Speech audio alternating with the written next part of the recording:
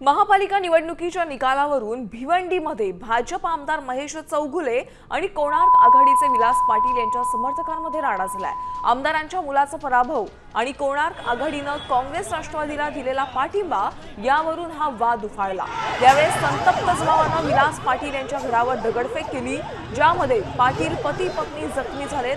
त्यामुळे परिसरामध्ये तणावाचं वातावरण आहे।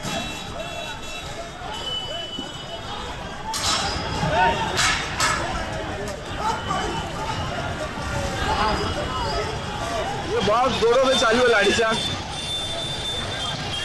पुलिस बंदोबस्त फुल टाइट। एक्शन लेना चाहिए, पुलिस को एक्शन लेना चाहिए। त्यांनी एका कार्यकर्त्याची वडापावची गाडी गरिबाची तोडली। आज 2 कार्यकर्त्यांना मारलं। आज आम्ही आमच्या ऑफिसला बसले असता 400-500 लोक घेऊन येऊन पोलिसांना धक्काधुक्की, पोलिसांना मारहाण करून तो घुसला आणि आमच्या कार्यकर्त्यांना मारहाण केली। पोलिसांना कारवाई करायची, पोलिसांच्या समोर घडलेली घटना आहे।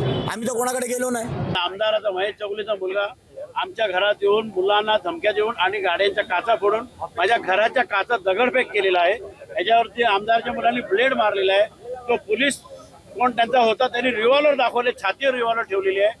माझ्या 2 मुलांना आता दुसरे जे माझे कार्यकर्ते आहेत त्यांच्या चाकूचा हल्ला केलेला आहे। तर जाऊन सांगा मान्य मोदी साहेबांना की आम्ही महाराष्ट्राचे मुख्यमंत्री, आमचे जेवढे कोणी बीजेपीचे वर्कर आहेत त्यांना हार पसंत नाही आहेत म्हणून त्यांना हिजडे तरी बनवून टाका। आमच्या गोळ्या खाला, आम्ही गोळ्या खायला तयार आहोत।